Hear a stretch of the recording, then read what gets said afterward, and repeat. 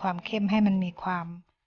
ชัดเจนขึ้นนะคะให้สังเกตได้ว่าเราใช้กลุ่มของสีเขียวอมน้ำตาลนะคะ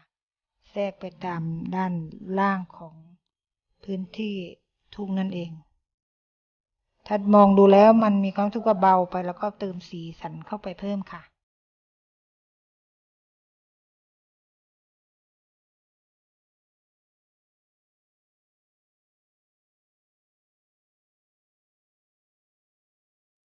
ตอนนี้เป็นการสลัดสีค่ะเพื่อให้ภาพนั้นมีความหนาแน่นขึ้นอย่าลืมปิดกระดาษด้านบนนะคะจะเห็นได้ว่าการสลัดสีเราสามารถที่จะสลัดสีเขียวน้ำตาลหรือแม้แต่เหลืองนะคะเพื่อให้ภาพนั้นมันมีความเข้มข้นขึ้นหรือมีความเด่นชัดขึ้นนั่นเองสำเร็จแล้วค่ะเพื่อนๆจะได้ภาพที่งดงามโดยฝีมือของเรานะคะ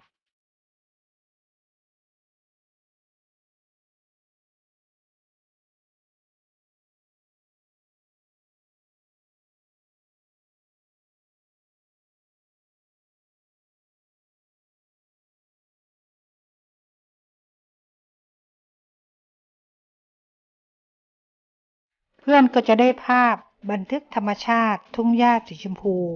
อีกภาพหนึ่งเก็บไว้ในไดอารี่บันทึกเดินทางของเรานะคะฝึกฝนฝึกหัดบ่อยๆจะทำให้เรามีความมั่นใจขึ้นและชำนาญขึ้นขอได้รับความขอบคุณจากครูสุพิษค่ะอย่าลืมกดไลค์กดแชร์กด Subscribe นะคะเพื่อเป็นกำลังใจให้ผลิตคลิปต่อๆไปค่ะสวัสดีค่ะ